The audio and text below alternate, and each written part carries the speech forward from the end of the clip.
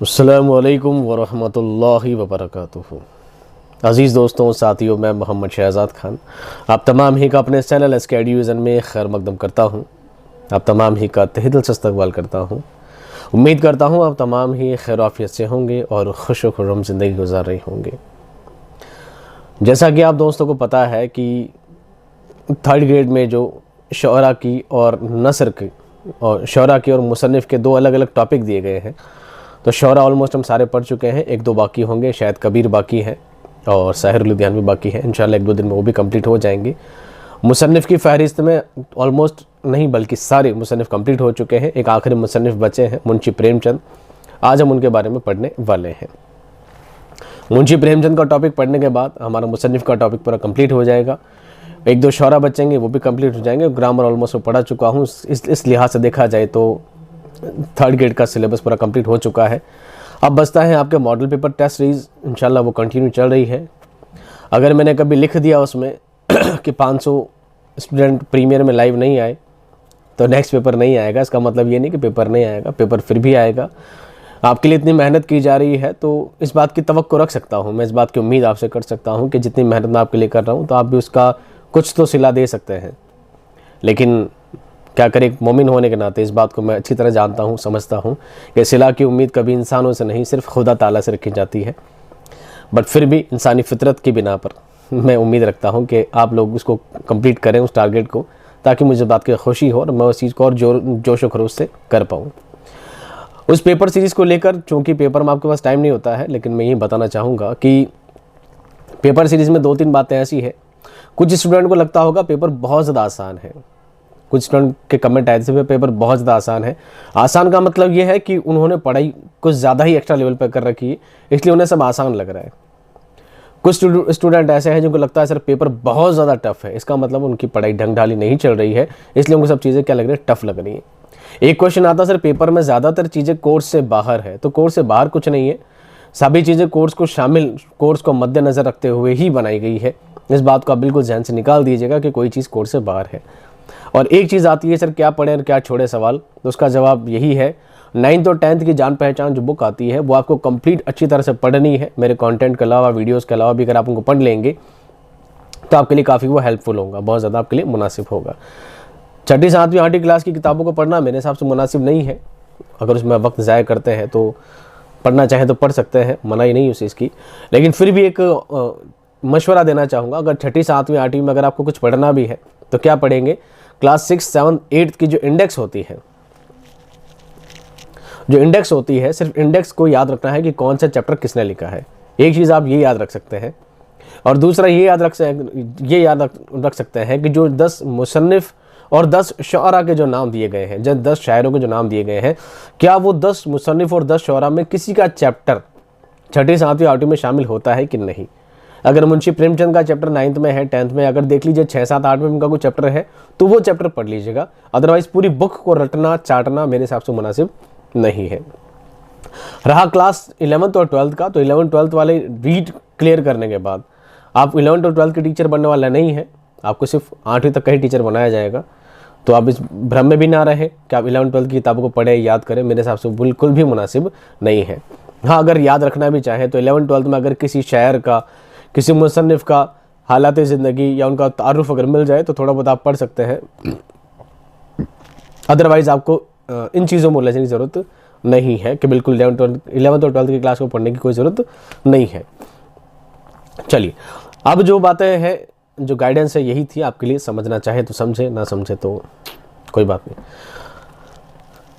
अब चैप्टर शुरू है दोस्तों आपका मुंशी प्रेमचंद। टॉपिक की जानिब चलते हैं और सारी बातों को यहीं पे ख़त्म कर देते हैं।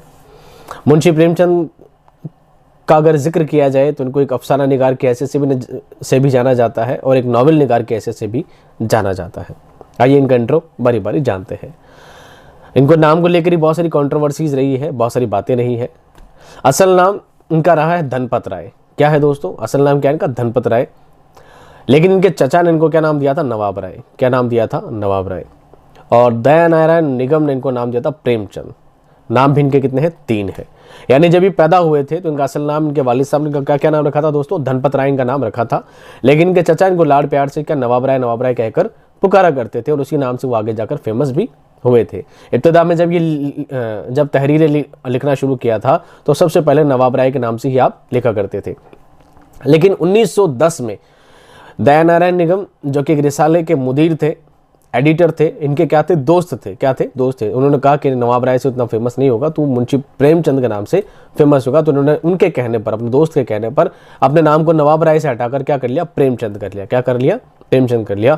तो आपको तीनों नाम याद रखने हैं। बचपन में नाम था धनपत राय, असल नाम, लेकिन नवाब राय से आप जाने जाते थे, और प्रेमचंद आपने बाद में नाम को तब्दील कर लिया। कब, 1910 में। किसके कहने पर, पहले वालिद साहब ने नाम दिया था, फिर चचा ने दिया था, और प्रेमचंद आपके दोस्त दयानारायण निगम ने दिया था। ठीक है।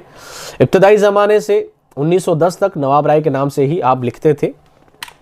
1910 में प्रेमचंद नाम दयानारायण निगम ने दिया। अब दयानारायण निगम कौन है? दयानारायण निगम रिसाला ज़माना के क्या थे, मुदीर थे। एक रिसाला पत्रिका आती थी ज़माना, उसके क्या थे, मुदीर, एडिटर थे।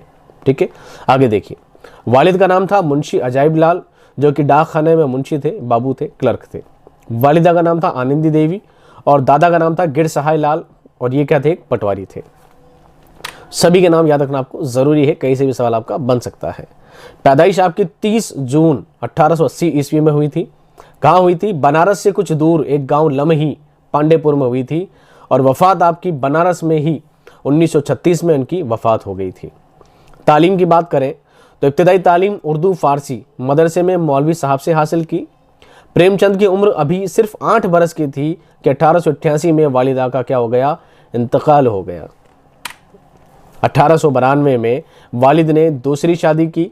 सौतेली माँ के बर्ताव से अक्सर घर से बाहर रहते थे, और यही वो ज़माना था जब अदब का शौक़ पैदा हो गया, और तकरीबन 13 बरस की उम्र में तिलिस्म होशरुबा जैसी दास्तान को आपने पढ़ डाला। इतना ज़्यादा आपको अदब से, साहित्य से आपको इंटरेस्ट आने लगा। बहुत कम उम्र में ही आपने बड़ी बड़ी दास्तानें पढ़ डाली थी।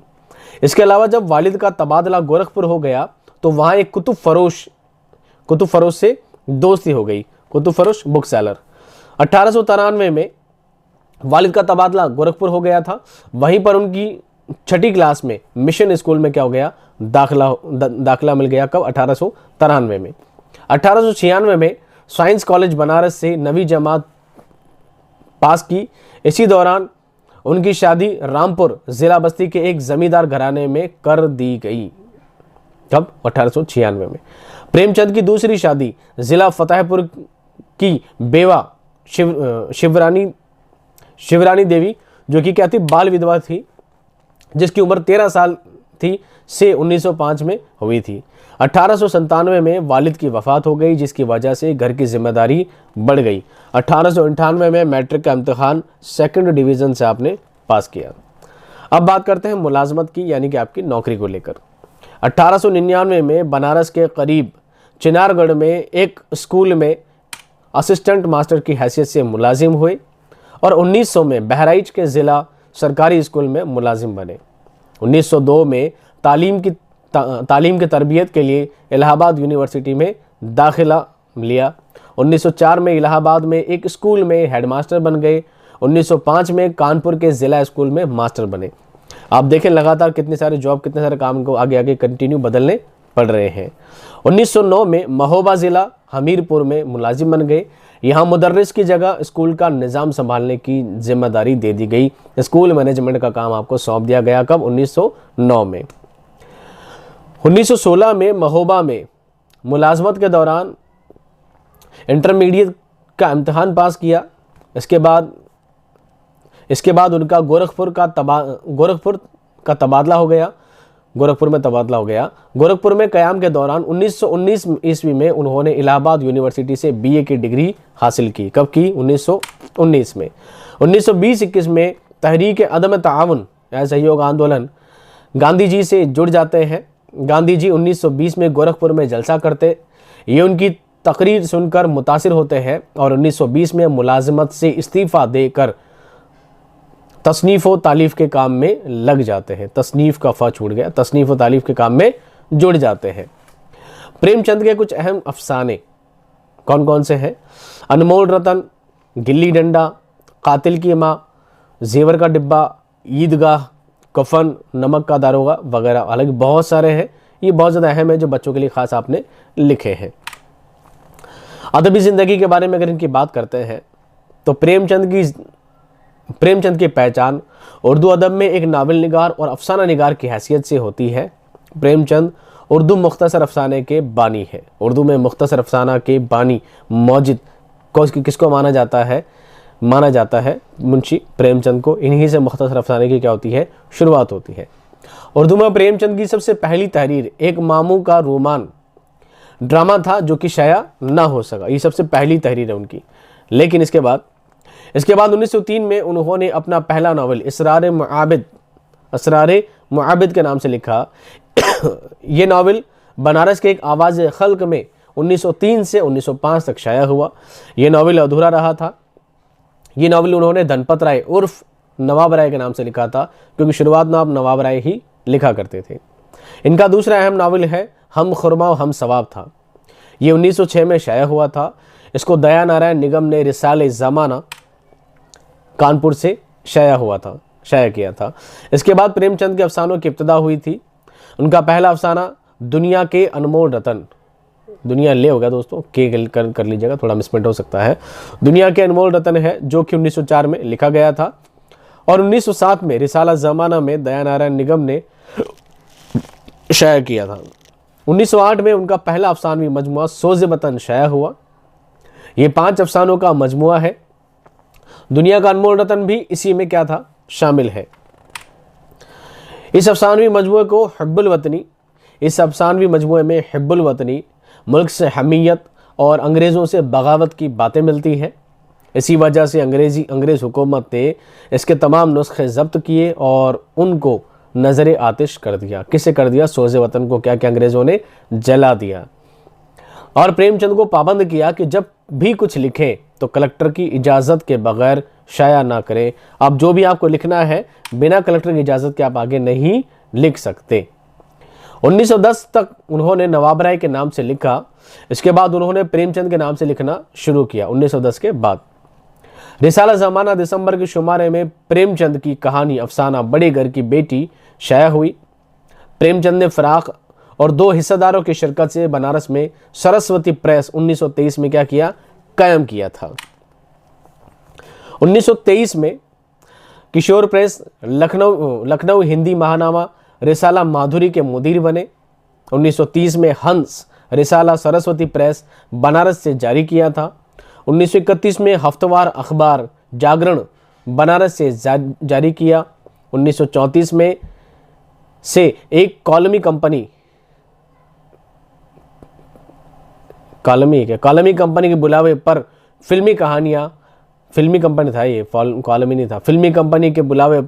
फिल्मी कहानियां लिखने के लिए मुंबई गए, लेकिन ज़्यादा वक्त वहां नहीं रह सके और 1935 में वापस चले आए। 10 अप्रैल 1936 लखनऊ में अंजुमन तरक्की पसंद मुसन्निफीन के पहले इजलास की सदारत की थी। अंजुमन तरक्की पसंद तहरीक का जो पहला इजलास था उसमें आप सदर रहे, अध्यक्ष के रूप में आप पेश किए गए थे। वफ़ात बनारस में ही 1936 में इनकी क्या हुई? वफ़ात हो गई थी। ये था दोस्तों मुंशी प्रेमचंद का हवाला। और आपको सारे डेट्स वगैरह याद रखने की अगर ज़रूरत पड़े तो पढ़ लीजिएगा। सारी नहीं का तो कम से कम इन्होंने नाम कब चेंज किया, इनके पैदाइश और वफ़ात को लेकर जो बातें याद रखनी वो ख़ास तौर पर याद रखिएगा। इससे ज़्यादा डीपली आपसे कोई सवाल नहीं पूछा जाएगा। अब बात करते हैं दोस्तों, मुंशी प्रेमचंद के 2 सबक हैं, एक है 9th क्लास में, एक है 10th क्लास में। हम दोनों ही सबक को पढ़ाएंगे यहाँ पर। और चूंकि ये सबक मैं ऑलरेडी पढ़ा चुका हूँ प्लेलिस्ट के अंदर, तो आप चेक कर लीजिएगा डिटेल्स में। 9th क्लास का चैप्टर नहीं पढ़ाया, 10th वाला पढ़ाया है, तो आप एक बार जाकर चैप्टर को डीपली सुन लीजिएगा। यहाँ पर सिर्फ मैं आपको मुख्तसर हवाला बताता हूँ ताकि आपको अंदाज़ा हो जाए कि चैप्टर किस बारे में था और क्या था। ठीक है, तो ये 9th क्लास का चैप्टर है। बुक का नाम है जान पहचान और सबक नंबर है 3, एक कहानी है, अफसाने से कहते हैं। सबक का नाम है नादान दोस्त। सबक का नाम क्या है? नादान दोस्त। आप देखते हैं सबक का खुलासा। प्रेमचंद के इस मजमून नादान दोस्त में एक कहानी को बयान किया गया है कि केशव और श्यामा 2 बहन भाई थे। उनके घर में कॉर्निस पर एक चिड़िया ने अंडे दे रखे थे। अंडे चिड़िया ही देते, चिड़िया नहीं देते, ठीक है, बस चिड़े आते जाते रहते थे, इसलिए यहाँ पे शामिल किया गया है। वो दोनों इन अंडों को देखने के लिए बहुत पुरजोश थे। उन्हें फिक्र लाहिक रहती थी कि चिड़िया के घोंसले पर धूप है और उसको महफूज करना चाहिए। घर के बाहर एक छज्जा होता है ना, खिड़की के बाहर, वहाँ पे एक चिड़िया ने कुछ अंडे दिए थे। उनको फिक्र लायक थी, फिक्र सताती रहती थी कि वहाँ पर धूप आ रही है, वहाँ पर छाया होनी चाहिए, ऐसी सब बातों के दिमाग में चलती रहती। क्यों? दोनों मासूम बच्चे थे, छोटे बच्चे थे, समझते इतना ज़्यादा शऊर उनमें नहीं था। आखिर एक रोज़ जब उनकी माँ दोपहर में सो गई तो वो दबे पाँव चिड़िया के अंडे देखने के लिए चल दिए। घोंसले तक पहुंचने के लिए केशव ने स्टूल पर चौकी रखी और उसके बाद केशव घोंसले तक पहुंचा। श्यामा ने स्टूल को पकड़ा ताकि वो गिर ना जाए। उन्होंने तेल की प्याली खाली करके उसमें चिड़िया को पानी भी रखा और दाना भी डाला कि वो दूर ना जाए। केशव ने इन अंडों को देखा कि वो ऐसे ही तिनकों पर पड़े हैं तो उसने श्यामा को कपड़ा लाने का कहा ताकि उस पर उन अंडों को महफूज करके रखा जाए। उन्होंने अंडों को पूरी तरह महफूज कर दिया। श्यामा ने जिद की कि मुझे भी अंडे दिखाओ, लेकिन केशव ने ना दिखाए, जिसकी वजह से श्यामा गुस्सा भी थी। कुछ देर बाद श्यामा बाहर आई तो उसने देखा कि अंडे ज़मीन पर पड़े हैं। उसने केशव को आवाज़ देकर पुकारा कि उनकी अम्मा ने भी आकर देखा कि अंडे ज़मीन पर पड़े हैं। उन्होंने बच्चों से पूछा कि ये सब उन लोगों ने कब और क्यों किया है। केशव ने बताया कि उसने अंडों के नीचे कपड़ा रखा था, जिस पर उनकी मां ने बताया कि चिड़िया ने इसलिए ज़मीन पर अंडे गिरा दिए क्योंकि बच्चों ने उन अंडों को छुआ था, जिससे अंडे गंदे हो गए थे और जिन अंडों को कोई और छू ले उससे बच्चे नहीं निकलते। यूँ केशव को अपनी गलती का शदीद एहसास हुआ और वो बाद में भी कई दिन तक अपनी इस हरकत पर पशेमान रहा और अक्सर रो भी पड़ता था। जब जब उसको इस बात का ख्याल आता था कि वो अंडे मेरी वजह से फूट गए हैं तो उसे क्या होता था, इस बात का बड़ा दुख पहुंचता था। छोटी सी सिंपल सी कहानी है, हल्का प्यारा सा मैसेज है। अब मैसेज क्या है आप लोग मन लगाते रहें, खुद ही कहानी को पूरी पढ़ें और अंदाज़ा लगाएं। अगर आपके पास जान पहचान की बुक है, अगर आपके पास, तो एक बार देख लीजिएगा किताब के पीछे जो सवाल पूछे जाते हैं उन पर एक बार नज़र डाल लीजिएगा, मुश्किल अल्फाज के पीछे नज़र डाल लीजिएगा, ये आपके लिए क्या होंगे, माआवन साबित होंगे। अब बात करते हैं दोस्तों सबक नंबर दूसरा, यानी क्लास 10th का चौथा सबक है। ये भी एक कहानी है और मुंशी प्रेमचंद इसके मुसन्निफ है। कहानी अफसाने का नाम है कौल का पास। कौल का पास यानी कौल का पक्का, वादे का पक्का, ज़बान का पक्का। अब क्या है सबक, इसका खुलासा देख लीजिए। डिटेल में चाहें तो सुन सकते हैं, जान पहचान प्लेलिस्ट में चैप्टर पढ़ा रखा है। अकबर बादशाह जिसने अपनी ताकत के ज़ोर पे हिंदुस्तान को फतह कर लिया मगर राजपुताना को अपने कब्जे में न कर पाया था। राजपुताना मीन्स राजस्थान कि राजपूतों के सरदार प्रताप सिंह ने उसके खिलाफ ऐलान बगावत किया था। इसी राजपूत कौम से ताल्लुक़ रखने वाला एक जुरी सरदार रघुपत था। जुरी सरदार एक योद्धा, क्या नाम था उसका, रघुपत। क्या नाम था, रघुपत, नाम याद रखिएगा बस। उसकी बहादुरी से बड़े बड़े मुग़ल भी खौफज़दा थे। अकबर बादशाह के सिपाहियों ने भी उसे पकड़ने की बहुत कोशिश की मगर नाकाम रहे। रघुपत की बीवी और एक इकलौता बेटा था। उसका बेटा बीमार था। रघुपत जब घर से लड़ने निकला तो चोरी छिपे वह बीवी और बेटे की खबर रखता था। अकबर बादशाह ने उसको पकड़ने की बहुत कोशिश की लेकिन नाकाम रहा। आखिर उसने उसके घर पर पहरा लगवा दिया कि जैसे ही वो बीवी और बच्चे को मिलने आएगा गिरफ्तार कर लिया जाएगा। उन्हीं दिनों रघुपत को अपने बेटे की बीमारी की खबर मिली। वो उससे मिलने घर पहुंचा तो पहरे पर मौजूद सिपाही ने उसे गिरफ्तार करना चाहा। रघुपत ने उसे बताया कि उसका बेटा मौत की दहलीज पर है और वो उससे मिलने दे और उसके बाद वो खुद अपनी गिरफ्तारी देगा और वो कौल का पक्का है और राजपूत है, इसलिए वो झूठ नहीं बोलेगा। उसने कहा कि मेरा बेटा बीमार है, मैं उससे मिलना चाहता हूँ और जैसे ही मैं उससे मिलकर वापस आऊँगा मैं खुद ही गिरफ्तार हो जाऊँगा। मुझे इस बात का कोई गम नहीं है, चूँकि मैं राजपूत हूँ इसलिए अपनी बात का क्या हूँ, अपने कौल का पक्का हूँ, वादे का पक्का हूँ। ऐसा नहीं मैं बेटे से मिलने जाऊँगा तो भाग जाऊँगा, मैं ऐसा इंसान नहीं हूँ। सिपाही ने उसे जाने दिया। बेटे से मिलने और उसकी दवा के मुतलक बीवी को हिदायत देने के बाद उसने बीवी को गिरफ्तारी देने का बताया कि मैंने किस तरह बात करके बाहर आया हूँ। उसकी बीवी ने उसे दूसरे दरवाजे से भाग जाने का मशवरा दिया मगर रघुपत ने कहा कि मुझे ये हरगिज़ कबूल नहीं है क्योंकि मैं ज़बान दे चुका हूँ। ये कहकर वो सिपाही के पास आया मगर सिपाही ने कहा कि उसका जी उसे गिरफ्तार करने को नहीं चाहता, लिहाजा वो भाग जाए। रघुपत ने सिपाही से कहा कि तुमने मेरी मदद की, ज़रूरत पड़ने पर मैं तुम्हारी मदद करूंगा, और वहां से चला गया। बादशाह के आदमियों को जब खबर मिली तो वह रघुपत के घर पहुंचे। पहरे वाले सिपाही ने सारा वाकया उनको सच बता दिया, जिसे सुनकर अफसर ने उस पहरेदार को गिरफ्तार कर लिया। रघुपत तक जब उस पहरेदार की गिरफ्तारी की खबर पहुंची तो उसने अफसर के सामने आकर खुद को गिरफ्तारी के लिए पेश किया और सिपाही को छोड़ देने का कहा। रघुपत को तो गिरफ्तार कर लिया गया, मगर सिपाही को ना छोड़ा गया।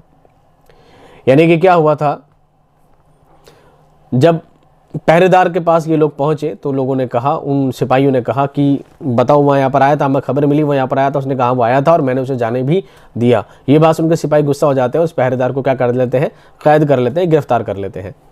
जब रघुपत को इस बात का पता लग जाता है कि उसे गिरफ्तार कर लिया गया है मेरी वजह से, उसने मुझे छुड़ाया था, तो मैं इस फ़र्ज़ से पीछे नहीं हट सकता कि किसी की जान मेरी वजह से चली जाए, तो वो खुद आता है, उस बात को कबूल करता है, ठीक है इसने मुझे जाने दिया था, मेरी गलती है, आप इसे छोड़ दीजिए।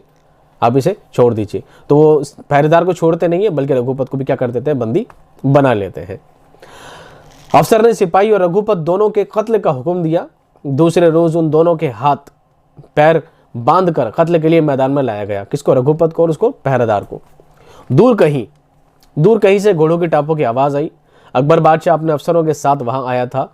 बादशाह ने कहा कि वो रघुपत के गिरफ्तारी के तमाम वाक़े से वाकिफ हो चुका है। बादशाह ने कहा कि पहरेदार एक भला आदमी था कि जिसके दिल में खौफ खुदा मौजूद था और तकलीफ़ में देखकर किसी का दिल भी भर सकता है, इसलिए पहरेदार को छोड़ दिया जाए कि उसमें उसका कोई कसूर नहीं है। किसी के साथ हमदर्दी से पेश आना, किसी के लिए दर्द तकलीफ़ होना, एक इंसान की तकलीफ़ को समझना एक इंसान का अहम फरीज़ा है, और इस जगह बिल्कुल सही था। इस जगह पहरेदार का कोई कसूर नहीं है, उसे छोड़ दिया जाए। अकबर बादशाह ने रघुपत को देखकर कहा कि मुझे पहले मालूम न था कि राजपूत अपने बहादुर और वादे के पाबंद होते हैं, इसलिए मैं तुम्हें भी आज़ाद करता हूँ, क्योंकि अगर तुम बेटे को देखने नहीं आते तो तुम पकड़ते नहीं, और तुम खुद आगे होकर आए हो, ठीक है, तो तुम बहुत ज़्यादा बहादुर हो और वादे के पक्के हो, ज़बान के पक्के हो। यह सुनकर रघुपत ने बादशाह से कहा कि आज तुम्हारी दरिया दिली ने मेरा दिल भी जीत लिया है। आप वाकई बहादुरों की अहमियत से वाकिफ़ हैं। आज के बाद मैं आपके खिलाफ हरगिज़ तलवार न उठाऊंगा।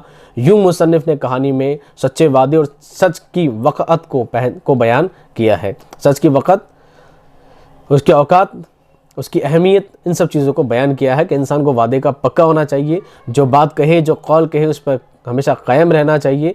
मुंह पर कुछ और पीठ पीछे कुछ और, इस तरह की हरकतों में इंसान को मुलविस नहीं होना चाहिए। इंसान को हर जगह ही सच बोलना, सच पे अपने वादे पर खरा उतरना चाहिए। कुछ इस तरह के मैसेज इसमें देने की कोशिश की है। बहुत इंटरेस्टिंग चैप्टर है और बहुत ही खुलूस के साथ बड़े मज़ेदार ढंग से इसको समझाया गया है, पढ़ाया गया है। अगर आप प्लेलिस्ट में जाकर क्लास 10th का ये चैप्टर सुनेंगे मेरे मुंह से तो आपको काफ़ी पसंद आएगा इंशाअल्लाह। देखा जाए तो एक बार तो प्रेमचंद के हालात ज़िंदगी को हम पहले पढ़ चुके हैं और हम दोनों चैप्टर पढ़ चुके हैं, दोनों का खुलासा पढ़ चुके हैं।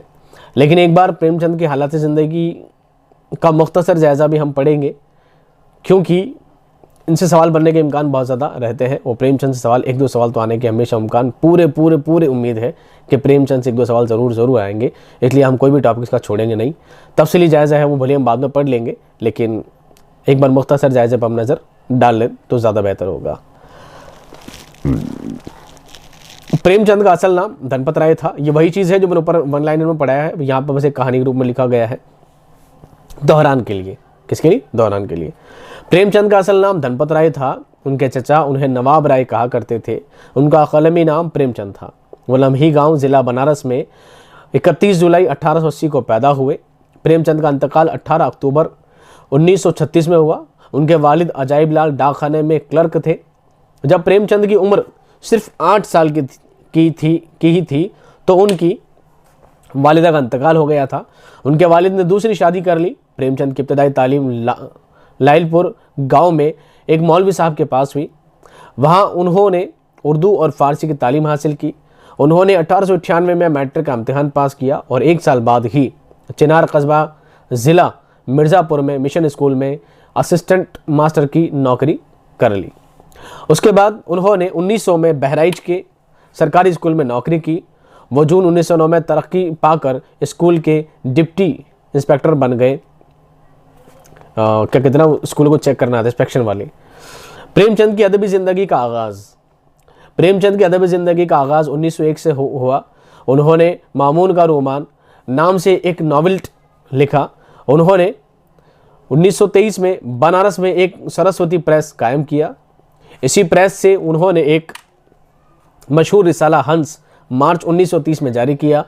इसी प्रेस से एक हफ्तेवार अखबार जागरण निकाला। 31 मई 1934 से 25 मार्च 1935 तक बम्बई में भी रहे। वहाँ एक फिल्म डायरेक्टर की फरमाइश पर मिल मजदूर के लिए कहानी लिखने के लिए गए थे।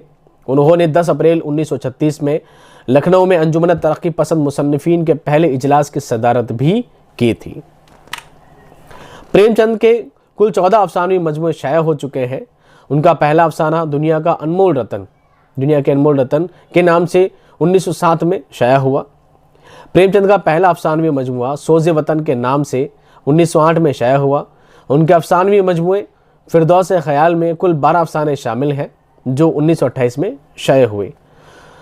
उनके अफसानवी मजमूए प्रेम चालीसी के पहले हिस्से में कुल 20 अफसाने शामिल हैं जो 1929 में शाया हुआ। प्रेम चालीसी के दूसरे हिस्से में भी कुल 20 अफसाने हैं जो 1930 में शाया हुआ। अफसानवी मजमूआ दूध की कीमत में 15 अफसाने हैं, ये 1937 में शाया हुआ। आपको सिर्फ अफसानवी मजमूए याद रह जाए इतना ही काफ़ी है। ये याद रखना जरूरी नहीं किसमें कितने थे, प्रेम 40, प्रेम 32, प्रेम 25, ये सारे आपको नाम याद रखने हैं। मैं आपको अफसाने वाले टॉपिक में सबके नाम बता चुका हूँ। यहाँ पर सिर्फ डिटेल्स हैं, याद रहे तो ठीक है, एक बार पढ़ना काफ़ी है। इतना ज़्यादा जहन पर जोर मत डालना कि एक में कितने कितने हैं, कौन से कब कब हुए, इनके नाम याद रह जाए वही आपके लिए बहुत है। अफसानवी मजमूआ दूध की कीमत में 15 अफसाने हैं, ये 1937 में शाया हुआ। प्रेमचंद का आखिरी मजमूआ वारदात के नाम से 1938 में शाया हुआ। प्रेमचंद अपने अफसानों में समाज और ज़िंदगी के मुख्तलिफ मसाइल की अक्कासी के साथ साथ शहरी ज़िंदगी के गूनागू मसाइल को अपना मौजू बनाया है। प्रेमचंद का नावल असरार मुआबिद हफ्तेवार अखबार आवाज़ खल्क में 8 अक्टूबर 1903 से 1 फरवरी 1905 तक किस्तवार शाया हुआ। 1 फरवरी 1 फरवरी तक। इनका नावल हम खुरमा हम सवाब नामी प्रेस लखनऊ से 1904 में शाया हुआ और 1916 में अपना नावल बाजार हुस्न मुकम्मल किया। इस नावल के 2 हिस्से हैं। पहला हिस्सा 1921 में शाया हुआ जबकि दूसरा हिस्सा 1922 में शाया हुआ। प्रेमचंद का नावल गोशाए आफियत 2 जिल्दों पर मुश्तमिल है। यह 1920 में शाया हुआ। गोशाए आफियत की पहली जिल्द 1928 में और दूसरी जिल्द 1929 में शाया हुई। इस नावल का हिंदी एडिशन प्रेम आश्रम के नाम से शाया हुआ। नावल बाजार हुस्न का हिंदी एडिशन सेवा सदन के नाम से 1918 में शाया हुआ। प्रेमचंद का नावल चौगाने हस्ती 2 जिल्दों पर मुश्तमिल है। ये 1927 में शाया हुआ। उसका हिंदी एडिशन रंगभूमि के नाम से 1922 में शाया हुआ। नावल निर्मला का उर्दू एडिशन ज्ञान इलेक्ट्रॉनिक प्रेस लाहौर 1931 में शाया हुआ जबकि उसका हिंदी एडिशन 1922 में 22 नहीं होगा, गलत है ये, प्रेम चालीसी इलाहाबाद से शाया हुआ। नावल मैदान अमल हिंदी में कर्मभूमि के नाम से 1933 में शाया हुआ और उर्दू में मकतबा जामिया दिल्ली 1934 से शाया हुआ। यहाँ पर 1922 रॉन्ग है, दोनों जगह सुधार लीजिएगा इसको। प्रेमचंद का शाहकार नावल गौदान पहले हिंदी ज़बान में 1936 में सरस्वती प्रेस से शाया हुआ और उर्दू में मकतबा जामिया दिल्ली से 1938 में शाया हुआ। प्रेमचंद के ड्रामे संग्राम, करबला प्रेम की देवी के नाम से शाया हुआ। ये सवाल मैं पूछ चुका हूँ सवालों में।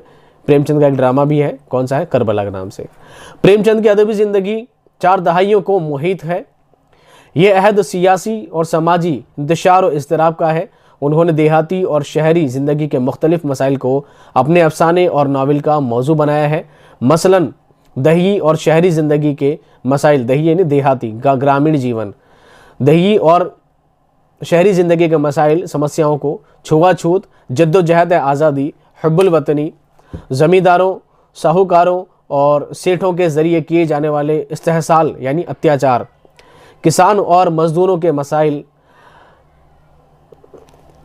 हरिजनों और निचले तबके के मसाइल, तवाइफ़ों की ज़िंदगी और उसके मसाइल, जिनसी मसाइल, बेजोड़ शादी, बचपन की शादी, जहेज़ का मसला, इतलाक़ का मसला, तलाक़ दाए, बेवा का मसला, कर्ज़, सूद, बेगारी, अंधी अक़ीदत, फरसूदा रस्म व रिवाज, मजहबी नाबराबरी, ज़ात पात की तफरीक, औरतों की समाजी ज़िंदगी, राजदवाजी ज़िंदगी, ख़वानदाना ख़वानदा की ज़िंदगी, मज़लूम इंसान, सरमायादार ज़मींदार, तहसीलदार, पटवारी, सरकारी अमला और मजहबी ठेकेदार, गरीबी और मुफलिसी वगैरह वगैरह। ये सब क्या रहे दोस्तों, ये इनके टॉपिक रहे हैं जिन पर आपने कलम उठाई है। प्रेमचंद समाजी और इस्लाही अफसाना निगार थे। उनकी तख्लीक़ात में मुतअल्लिक़ा अहद की जीती जागती मुकम्मल तस्वीर उभर कर आती है। तत्कालीन जो समस्याएं चल रही थी, जैसा ज़माना चल रहा था, जैसा मुल्क के हालात थे, उन चीज़ों को आपने बिल्कुल कलम में बराबर उतारा है। उन्होंने इब्तदाई दौर में कौम में खुददारी और कुर्बानी के जज्बे के तहत हिब्बुल वतनी से सरशार अफसाने तख्लीक़ किए। उन्होंने इस्लाही अफसाने से क़ब्ल दास्तानवी और तारीख़ी अफसाने भी लिखे हैं। उन्होंने हिंदुस्तान के तहरीक आज़ादी के हवाले से कई अफसाने लिखे हैं। 1938 के बाद उनकी अदबी ज़िंदगी में अहम तब्दीली रोनुमा हुई। वो उर्दू के पहले अफसाना निगार हैं जिन्होंने मेहनत कश अवाम को अपने अफसाने में जगह दी और शऊरी तौर पर अवामी मसाइल को अपनी तख्लीक़ात का मौजू बनाया है। उन्होंने किसानों, मज़दूरों और निचले तबके के एहसासात और जज्बात को बड़ी फ़नकारी के साथ पेश किया है। उन्होंने निचले तबके, सरकारी मुलाजिम, हरिजन और मुश्तरिका ख़ानदान की खूबियों और खामियों को बखूबी उजागर किया है। इन मौज़ूआत पर उनके लिखे गए अफसाने सवासेर गेहूँ, दूध की कीमत, ठाकुर का कुआं, पूस की रात, कफन निजात, सौतेली माँ और नई बीवी, पंचायत खुसूसियत के साथ काबिल ज़िक्र है। बच्चों का नफ्सियात के हवाले से अफसाने गिल्ली डंडा और दो भाई, नादान दोस्त, माँ, ईदगाह, मासूम बच्चा, सौतेली काकी, दो भाई वगैरह काबिल ज़िक्र हैं। उन्होंने औरतों के एहसासात और जज्बात को ज़बो हाली और कसम पुरसी, जिनसी और जहनी मसाइल, बेवगी, जहेज़, बेजोड़ शादी और तवाइफ की ज़िंदगी के हवाले से भी बेहतरीन अफसाने लिखे हैं। बदनसीब माँ, अभागन, बाजियाफ्त, मालकिन नई बीवी, घास वाली, मज़ार उल्फत, अभागन, खुदी, हुस्न शबाब, वेश्या, ज़ादतार, वफ़ा की देवी, बड़े घर की बेटी, पूस की रात, खून सफ़ेद, नई बीवी, मजबूरी, राम प्यारी, छोटी बहन वगैरह वगैरह इनके अफसाने रहे हैं जिनके नाम हिंदी में थे और कुछ के नाम ऊपर नीचे हो सकते हैं। यहाँ से दोस्तों इनका शुरू होता है तफसीली जायज़ा, लेकिन ऑलमोस्ट क्लास आधे घंटे की हो चुकी है, तो मैं समझता हूँ इतना आपने पढ़ लिया, इतना याद कर लिया, ये भी बहुत ज़्यादा है। फिर भी किसी को लगता है बहुत ज़्यादा डिटेल्स में जानना चाहिए। 47 पेज ऑलमोस्ट मैं पढ़ा चुका हूँ। अगर हम डाउन में जाएंगे तो 90 पेजेस तक मैंने तफसीली जायज़ा इनका लिखा है। आप कहाँ तक पढ़ते रहेंगे, कितना पढ़ते रहेंगे, फिर भी मैंने नोट्स में इन चीज़ों को डाल दिया है। टेलीग्राम पे जाकर आप आराम से पढ़ते रहिएगा, काफ़ी डिटेल्स में नोट्स पेश किए गए हैं। उम्मीद करता हूँ आज की क्लास आपको बहुत पसंद आई होगी। मिलता हूँ आपको नेक्स्ट क्लास में। जहाँ करेक्शन रही, क्यूरी रहे हैं, प्लीज़ कमेंट में शो कर दीजिएगा। कैसे यहाँ पर मिसप्रिंट रह गया है, यहाँ पर गलत टाइपिंग रह गई है, उनको मैं पिन आउट करके सभी को टाइप करके पिन मैसेज कर दूंगा। हो सकता है कहीं मिसप्रिंट की गलत टाइपिंग हो सकती है। मिलता हूँ नेक्स्ट क्लास में एक शानदार एक्सप्लेनेशन और ज़बरदस्त वीडियो के साथ। तब तक खुश रहिए, आबाद रहिए, खुदा हाफिज़।